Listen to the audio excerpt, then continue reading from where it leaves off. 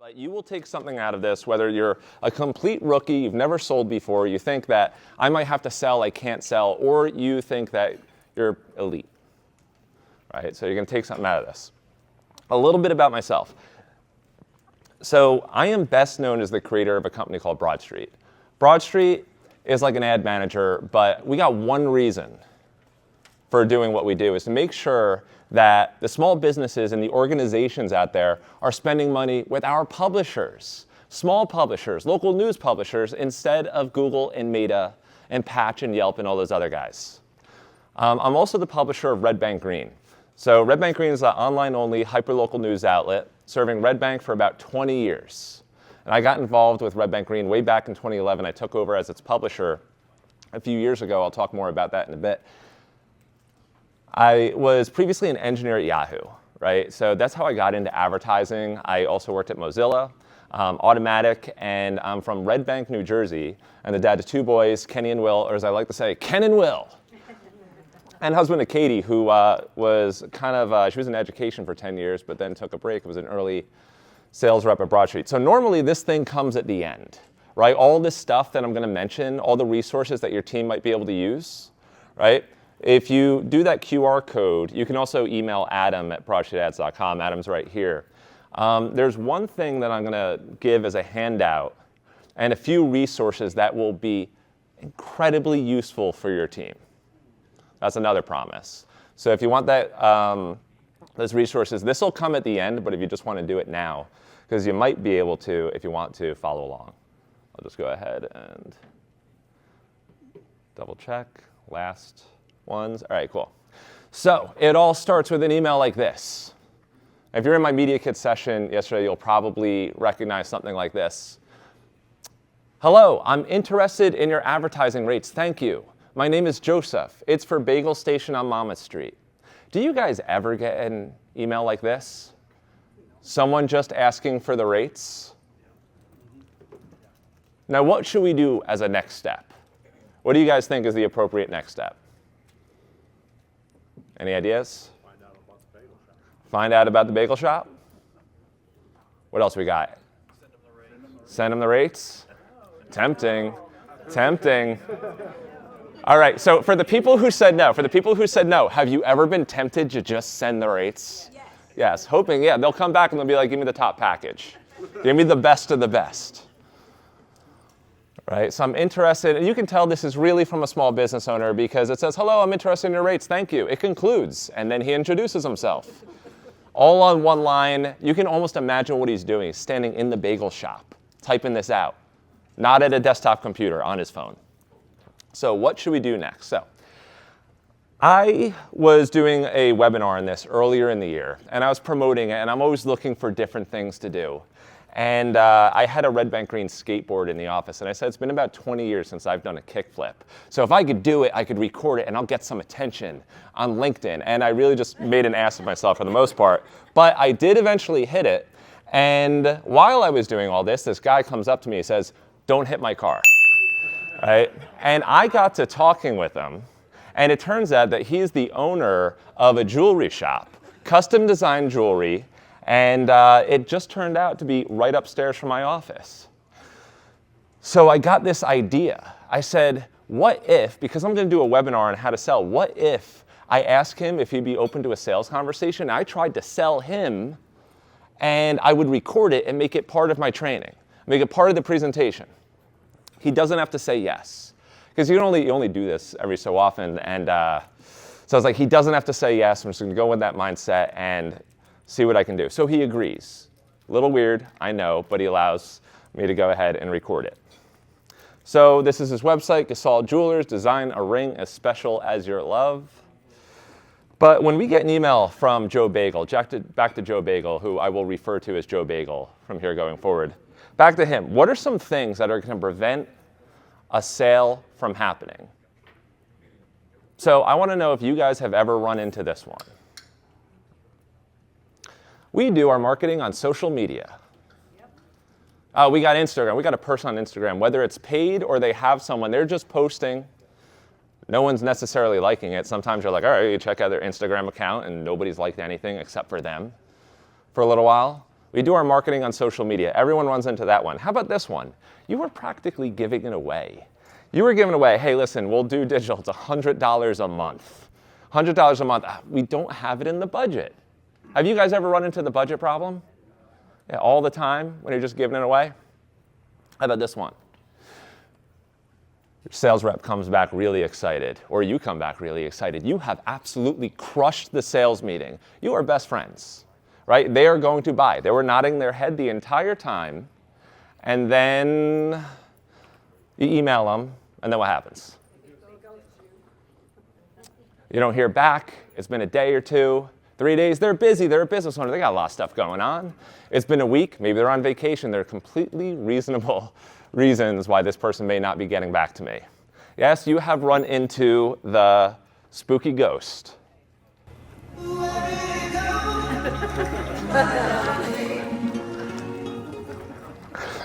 So, if really this system that I'm about to talk about is a way of thinking about sales that is built to eradicate the ghosts and eradicate the budget problems and eradicate, I do my marketing on social media. But let's talk about ways that we actually screw up the sale. There's a lot of ways we can screw up a sale, but we do it at the outset sometimes. And it really comes down to two things. My top 2 ways if you want to mess up a sale. Ask the other person to think, right? Give them something to think about. Send them those rates. Let them parse that media kit. Think through it. Does the guy who writes an email like that one-liner, does that look like someone who's ready to read a media kit? The one-liner. He's probably on his phone. It did actually say Samsung Galaxy. He's not quite ready to parse this information and make a good decision. So we asked him to think, ask him, what are your marketing goals? He doesn't know, probably. He might actually really know, but the other thing is that we ask him to work. I would love, and all of you would probably love, this magical self-serve system where we could just send them a link, and we say, upload your creative and check out, and it'll run in a week or something like that. We would all love that. But if we give them a chore, what are they going to do? We send them the media kit, or we give them a chore, what are they going to do? Best case, they're going to say, I'll get to this later. And anybody who's been in business, and I know you guys also, me included, later never comes. We have a million things to do. We go into work on a daily basis, and you ever have that kind of day where you have a list of things that you're going to get done? And at the end of the day, everything was on fire and nothing got done? How did that happen? Well, they're in that situation too. So this is what it looks like when we make them think or work. The rates are attached. We ask them what their budget is. I don't know, has anyone ever answered that, honestly? Do we ever get an answer? And they say, no, you just tell me how much it costs. What are your marketing goals? A lot of different ways to do that. And the reason that's not really that good is that they are busy. A lot of times they don't know anything about digital marketing. They think they know what they want. Business owners, or the marketing director, they're very, think they know everything and what they want to do, but usually they're kind of a little misguided. But one thing I did notice is that they have money to spend. They say they have a budget and all that. It can't fit in the budget. They have money to spend, but they don't have money to waste. Because anybody would spend money if they really believed it was going to work. But they can only believe it's going to work if they think that you've actually done the work to understand what it is that they want done. So we can't actually help anybody until we ask them some questions. So what I have to do to Joe Bagel here is that I have to get a meeting with them. I have to. I said, hey, Joe, this is Kenny from Red Bank Green. John forwarded me your email. I saw that you're in advertising. I love Bagel Station. I used to go there all the time before catching the train years ago. Would you mind sending me your number? Do you have a minute to talk? So he calls right back. That's all real. Okay. Yeah, those are actual screenshots. I know, but did you really go to the... Oh, yeah. Okay. No. Everything, it doesn't hit. Truly, I'm of the, it has to be authentic. It has to be real for it to hit. I was curious. And no, I used to take the train to Yahoo, and it was a long ride. And then I used to hit Bagel Station. It was a good spot. And so, we're not talking about Joe, though. We're talking about Corey, the guy in the parking lot. So I set up a meeting with him. Joe was inbound. That came to us. This is outbound. I asked him if he would take a meeting with me. So this is the system, LIFT. Right? This is what I teach every single person that I can when it comes to digital sales or sales in general. I usually don't explain this part, but historically, newspapers and radio, they were like the dominant media. And so over time, when you're the dominant media, you can kind of become more or less an order taker, which has been the case for like decades, right? But there's a transition that sales teams are making now where if we can be consultative, have you ever heard consultative sellers? But it goes a little beyond just a little needs assessment. If we can figure out what it is that they need help with, then we're going to be much better off. So the reason it's called Lift is that you guys are all sitting here, you came to NNA, you came to this session hoping that maybe you were going to leave in 50 minutes a little better off than when you sat down, right? Not just neutral, otherwise you do something else. You were hoping that I was going to be able to take you to a slightly better place. So I think, and this is just a personal thing, I think that there are probably very few things that are more important than figuring out where someone is today and taking them to a place that they want to be. Because everybody has hopes and dreams and things that they hope happen with their business, that they hope happen with their life, and they hope happen in their relationships. And if we can figure out what it is and we can be a part of making that happen, there is nothing better than that. So it's about lifting somebody to where they want to be. It's not about making a sale. But before I go into this conversation with Corey, I got this thing that's also going to stand in my way. Does anybody know what this number is? Got one, because you heard it. All right. Does anybody know what this number is? $100 billion. That is the amount of money that Google made last year in the last quarter. Yeah. Now, it's actually Q4 2025. So does anybody think that this number is going down? No, it's going up. 80 to 90% of the sales meetings that I go to, they're already spending money with a local agency, and a big chunk of that is going to Google, right? That's who we're fundamentally competing with. So, or Meta, that's another place. But there's another 100 in this equation, right? My mission, to make Red Bank Green stand for 100 years. When I was offered the opportunity to become Red Bank Green's publisher, I was like, no, I'm not going to do that. And the original publisher said he's thinking about selling it or giving it away or pulling the plug in now. And I said, I can't do this. I have Broadstreet. I have 2 kids. And I started to think about what would Red Bank be without Red Bank Green. I thought, like, what if somebody who's in finance takes it over, or in politics, it becomes a little political plaything? Oh, what a tragedy that would be. And then I thought, you know what? Like, Red Bank Green in itself isn't really important. I know we all think our brands are important, but it's actually the community that we cover that is really important. That's like, you only love Red Bank Green if you love Red Bank. And I figured I was going to be in Red Bank for a long time. And if anybody was going to do it, maybe it should be me. And I think that anything that you choose to do is something, if it's really worth doing, it's worth doing for a long time.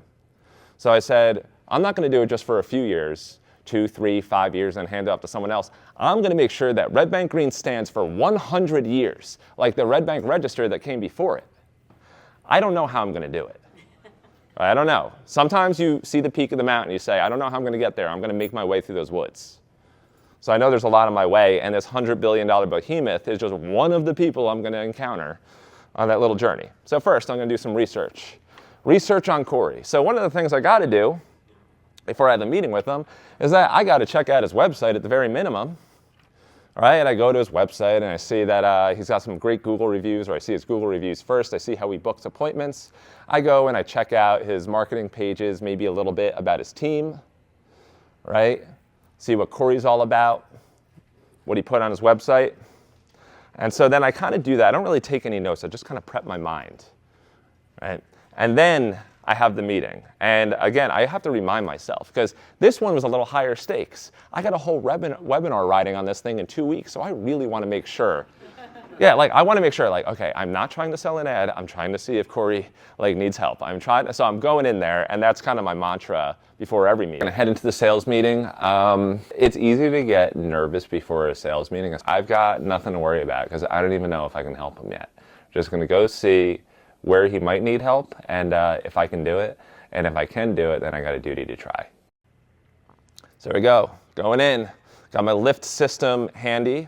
And where are they? So This comes up in a few, but I actually printed out a cheat sheet that I use during sales meetings, especially phone conversations. And it goes through LIFT, which is basically listen. I'm not going to tell you guys yet. All right, actually, maybe I should wait, but then I'm going to pass it around. And it's something that you can get in PDF form, or I figured you guys would like the print form. So that could be helpful. All right, so the first thing I'm going to do in this meeting, I'm going to listen. A really good sales meeting, people who've been in sales for a long time know that a really good sales meeting is really 80% them talking, 20% us talking. So I'm listening, but how do you just kick it off and start listening? Got to ask some questions. So I like to start a conversation. I just want to kick it off. Thank you for taking the time to do all this. What I always like to do is kind of understand a little more about the business, your background, like how you got into this. So I guess I've been in the business now for 15 years. I took over from my dad, who started the business. All right, so I just get it kicked off, but then I got a little bit of a strategy. All right, so what I like to do, everyone asks the background question, and that's where a lot of our reps stop. We're nice enough to be like, oh, tell me about the business, a little bit about your history, and once they're done answering that, you're like, go into presentation mode. Now I'm going to try and sell them. All right, but no, this is what we're going to really try and do. We're going to ask them about the background, and then I'm going to ask them some questions strategically to try and uncover some things that are truly hidden gems. And there's some little pocket questions that you guys can use that are on that sheet, and I got my top 3 in this presentation, but then I'm going to work up. I'm going to try and figure out how exactly is this all going to work out for them, not just for the business, but personally. Because a lot of times it's not about ads. It's not just about, hey, I wanted to do some marketing. It's about something deeper. I want to figure out what that is. So here are some of my favorite questions. Hey, so tell me what's up. If someone reaches out to you and you hop on, or you reached out to them, you set up the meeting, and then they take the meeting, they're like, okay, what do you want? You don't have to feel like you have to put on a show. A lot of times if someone takes a meeting with you, that means there was something that they thought you might be able to help with. They did not have a free block in their calendar and they said, oh, perfect. Why don't you come in and let's talk? So if they took a meeting with you, there is something in there, even if they can't articulate it themselves, a reason as to why they took a meeting with you. So tell me what's up. When you took the meeting with me, tell me what might have been on your mind or what you thought I might be able to help with. Boom, get them talking. Tell me how you got started. What's something that you do really well that people don't know about? Business owners all the time have something that they do really well and everyone else is getting attention for something else and they want attention for it. What part of the business you're trying to grow? What does your average customer look like? Okay. One of my favorites is, what's your vision for the next few years if everything went exactly as you had hoped? Because everyone's got that. You guys could probably think 3 years out yourself and say, if everything went exactly as we'd hoped, this is what it looks like. So I like to ask them, because then I can get a higher level idea of what it is that I might be able to help them with. Maybe the most important thing to remember is that the person asking the questions is in control of the meeting. You ever go into a meeting and they start coming out hot, asking questions, or they say something like, all right, listen, I don't want to waste your time. Let's make this quick, right? And you're like, oh, and then you feel like you have to go into presentation mode. You got to do the dance, right? If you can find a way to turn that around, take that energy, turn it back around. We play a game at Broadstreet called Q-Jitsu. It's like after jujitsu. I've never actually done jujitsu. I just thought it was a clever name. Where basically the whole goal is, can you keep asking questions to get the other people to see how long you can keep them talking? The person asking the questions is in control of the meeting. We want to keep them talking for as long as we can, because if you can, you will discover gems. You will discover common ground. You get someone talking long enough, it will be amazing how many things it turns out that you had visited the same states, that somehow some mutual contacts, right? You have the same favorite bands or whatever it is, right? Have you ever just been talking to somebody and it turns out you had something like that? And then you find that common ground. It only works if you have them talking. And areas, importantly, where you can help. So what you're about to see, is a supercut. I asked, hey, tell me a little bit about yourself, and Corey went on for 20 minutes. You're going to see 1 minute of it. He was a taxi cab driver in New York City. It was a tough time back in the 80s in the city. You know, an 8-year-old boy sitting in the front of a yellow taxi cab without a seatbelt and people smoking Marlboro Red. His way of marketing was a little bit different than mine. He offered people the chance to win $1 million if they came in, and he gave them a lotto ticket. When I came into the business, getting myself on the maps with Google Maps, starting a Facebook account. And from that moment on, I realized something. I realized there's no quick way their jeweler, right? Like the trust, right? I prayed on it, and then miraculously, so I got involved with the American Cancer Society, connecting with people in a genuine way, because there's joy when you help others, you know, there's joy when you serve others, you know, and give someone a gift. You get more joy of seeing someone else happy by giving them something rather than getting. It exploded our business. I love creating engagement rings, creating moments for couples. There's joy from it. There's the giving aspect, right? Yeah. Do we like Corey? Good dude? Yeah, absolutely. And I wouldn't have known any of that if I didn't take the time to really listen to him. It turns out that he has the same approach that I do. He gets a lot out of helping somebody else, taking them to where they want to go. That's amazing. It all comes full circle, which I thought was appropriate for a guy who makes rings. So, first favorite question I like to ask. What are some things that people are surprised to learn the first time that they work with you? Because everybody's got them. So I was talking to a brewery owner, and he said, oh, you know what? People come in and they didn't know that we had a menu. They had this antiquated idea that breweries can't serve food, right? Or it was a hole in the wall, right? And people didn't know how big it was in there. Ever go write a place off for a long time and be like, there's 2 tables, I know it. And then you go inside, it's cavernous. There are all kinds of misconceptions that people have that the business owner has heard over and over and over. It's frustrating. Some things people are surprised. Just the other day, I recorded one of my sales calls. There's a pottery shop. And people had this idea that, I guess the way she had marketed it, it seemed like that you already had to know something about pottery. It wasn't for beginners, right? That was one of those things. Let's hear what it was for Corey. The surprising factor is when I give them the price. Yeah. Yeah, that's the thing. Back in April, I started marketing more about, you know, budget. Come in, name your budget, we'll design your ring based on that, and you'll be very, very happy. So people have this idea that a custom design ring is only for like the uber rich, right? So he's trying to dispel this, that like, hey, listen, it can cost just as much, if not maybe a little bit less. Another one, what are some of the questions you get asked all of the time, right? One of my favorites for professionals, real estate agents, CPAs, doctors, lawyers. You ever been at a backyard barbecue, you find out someone's a real estate agent or there's some profession, you ask them a question because like they're the expert, right? So I asked a real estate agent and they say, oh, how much is my house worth? Hey, if I wanted to get into real estate, should I do residential, should I do commercial? You know? Is now a good time to get into it? So they get these questions all of the time. In fact, they're the same questions all of the time. So why not give them an opportunity, potentially, to turn that into a campaign? Let's make you the expert. Let's help you answer those questions. And experts, it turns out, really like the idea to show off how much they know. Well, anyway, let's hear what Corey answered for this. All the time. Yeah. What's up with these lab-grown diamonds? Lab-grown diamonds, right? You could probably do a whole campaign around lab-grown diamonds. So, if you worked with me and everything went exactly as you had hoped, what would that look like? And related to this, we're kind of getting to that vision piece. If everything went exactly as you had hoped. See what Corey had to say It's here. exposure, it's brand awareness, it's the message. He's trying to get out the message of what he does and how much he cares.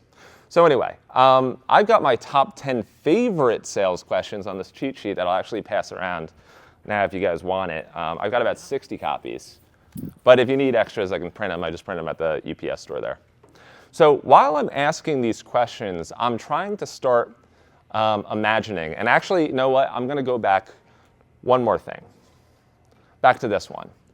If you were to work with me and everything went exactly as you had hoped, right? This is where we're getting into a place where we're trying to understand what are the dreams here?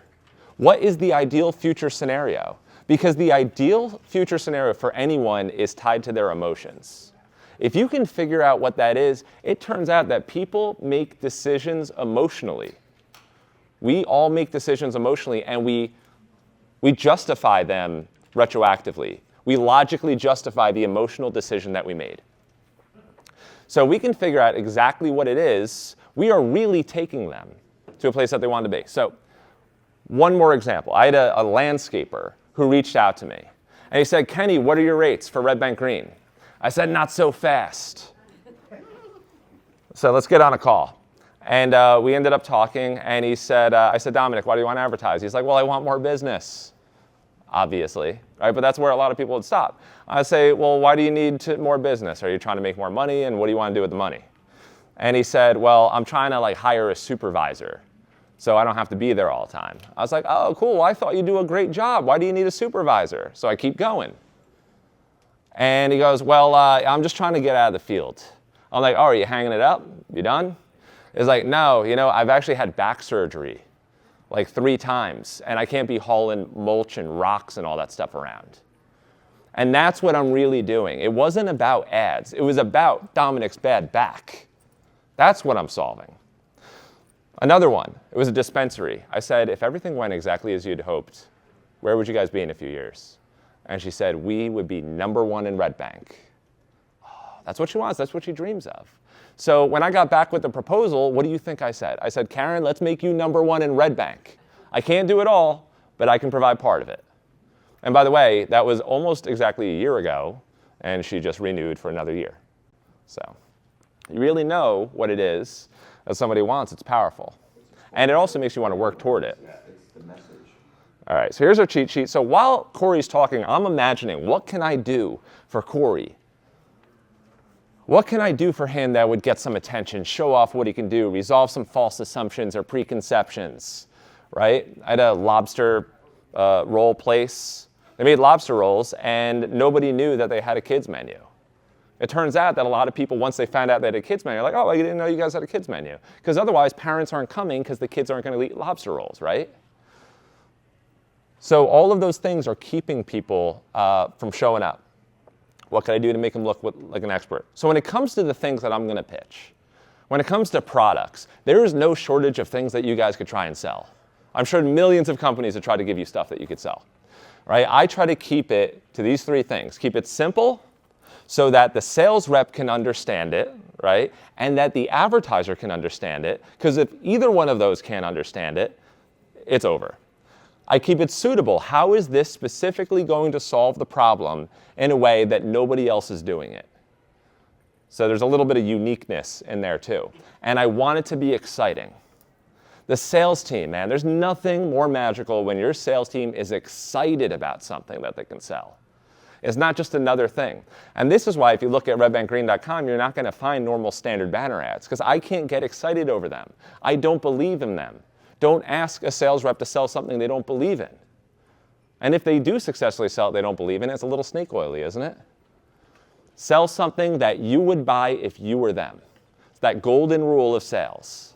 What is the thing that I would buy if I were them? So this is one of the things that I'll do. Little unit, Thad mentioned it before, local authority. All it is a little clever unit that is got those 3 questions. Hey, what are some things people ask you about a lot? I turned that into a little bit of a content campaign.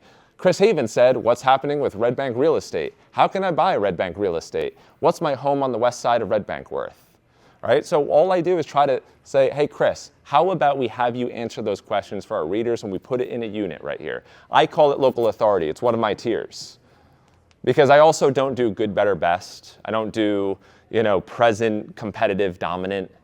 I like to have tiers that map to the way he thinks about himself. Local authority. So let him show off some professional expertise, link to sponsored content that I might write for him, or he might already, lawyers always have, they all have a good content game. You go to their blog, they're all writing about stuff. And I also keep it industry exclusive, so no more real estate agents after Chris. But that means I have to put a price tag on it. So the amazing cube, this is an interesting one. My team just pitched this one to someone today and they liked it. All it is 6 different images that rotate as a 3D cube on the page, and for whatever reason, it blows people's minds. And if you're like, what is that exactly? This is pretty much what it looks like. It can be horizontal or sit in the sidebar or something like that. And can you imagine, can you see some of your small business owners wanting to buy something like this? Of course they would. And they can upload 6 images, so it works out for a lot of things. especially food. Another thing that I like to do is I like to call it the social media spotlight. I can probably go back in their Instagram history and find stuff that already caught fire. It's got tons of likes, but then it's sitting 3 months ago in their timeline. And that's already good content. Let's get that in front of a bigger audience. Sometimes I'll just go to someone's YouTube page and I'll find all the video content, especially if you're in health, or if you work with any healthcare organizations, any hospitals. You go back in their YouTube history, and they've got tons of video content, paying an agency probably a few thousand each at a minimum. And I like to go back to the ones, hey, we opened a new wing that got 29 views 3 months ago. I say, you guys already paid to make that. Why don't we get that in front of a wider audience? So either unearth something that didn't perform or promote something that already performed really well. No brainer. So as I'm thinking of these things, these weren't the things that I eventually pitched to Corey. You'll see what I pitched him. So now I'm going to float something by him in the sales meeting. None of this like go back and then I'm going to hit him with something, in a proposal or something like that. So I'm going to float something by him. So I'd say, hey, if you were going to work with me, what do you think about maybe telling a story about how, in Corey's case, maybe like a couple got a custom design engagement ring, make it really interesting. Or getting pictures for Joe Bagel, the thing that we did, I said, the things that people were surprised about for him is that people were surprised that he did wraps and salads. Everyone thinks of them, the name of the place is Bagel Station, they don't think of them for wraps and salads.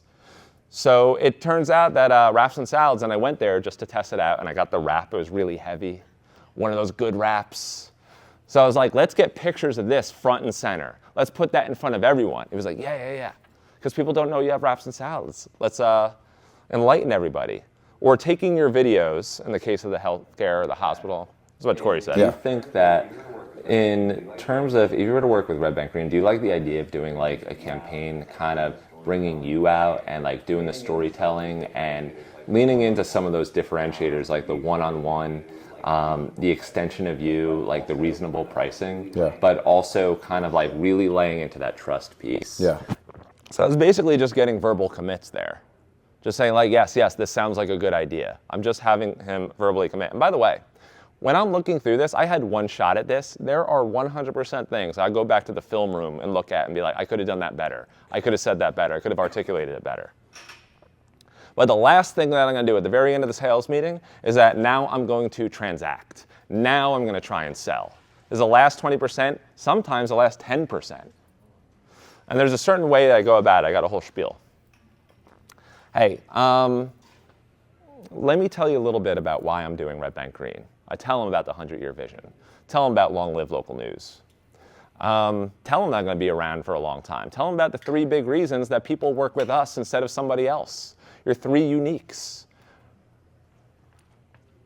Talk a little bit about what happens next if they say yes, right? So after a conversation like this, what I like to do, if it sounds like something you might want to consider doing, and you get that okay. What I'll do is I'll put together a few ideas, and then you just let me know. Actually, never use that word, let me know. Right? Never use that word.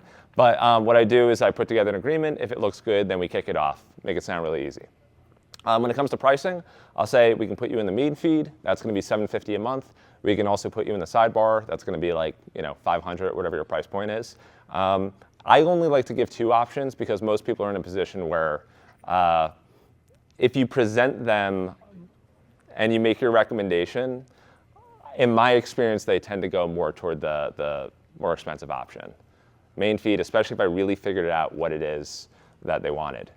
And then the way that we work. So this is what it looked like, and it wasn't perfect, but Green, a lot of people think of it as like a neighborhood blog. We have like 40,000 readers. Wow. The original publisher, John Ward, had built such a gem. I'm gonna figure out how to make this thing stand for 100 years. Yeah. But if you're gonna build something that lasts, it has to be built on something that's authentic. Yeah. But if anyone's gonna market with Red Bank Green, I'm gonna do it differently you could really do anywhere. Yeah. You know, the reason that people will work with me, I've been in digital marketing for like 13 years. Second thing is the products that I use. Like, I don't just do standard banner ads. Video, I integrate storytelling, bringing the person of the business out. You're gonna connect, people connect. I think there are people out there who just knowing you exist would probably book an appointment. Yeah. The third big thing is reporting. Is if it sounds like something you want to explore, service proposal, $600 a month for 3 months. The content's fun. The stories do sell. Yeah, so if it sounds good, I'll send Yeah, over a yeah, proposal. please do that. You were talking about the meaning and Yeah. like the way stuff just happens. After I was doing that kickflip in the parking lot, I'm like, dude, I feel like I should talk to Corey. Like, I thought the same, honestly. yeah, I really appreciate it, man. Yeah, I appreciate you, really sir. connected with Corey during that meeting, but now we got to bring it home. Now we got to close this thing. So some people tend to operate by text message. A lot of business owners now tend to operate by text message. So I kind of followed up. I gave my media kit. My media kit, I did the session yesterday, and I think it's in the links in that QR code. The media kit has some testimonials from people that are very well known in town, have very nice things to say. So I dropped my media kit. I like to put together, this isn't everybody's thing, I like to put together a spec before anyone's closed, and you can tell, I basically just more or less copied his website and put it into a small example there. And then I sent him a proposal, which is, or / agreement, and it's just one page. It's basically like a really simple, check your name, type in your name, and we're good to go.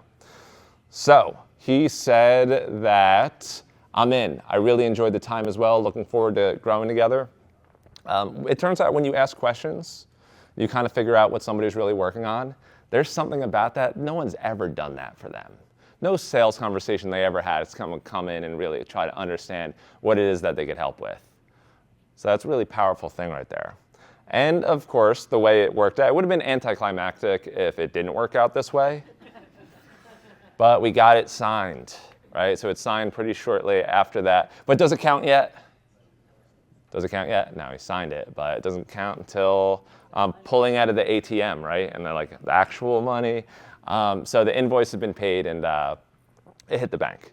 So, 17 Hats is a really lightweight CRM and kind of like project management thing that does invoicing and all that. It's like $300 for the year for like the pro version. And so that's just the one I use. It's like truly just gets the job done. And so, all right, so this was the article that we put together for Corey.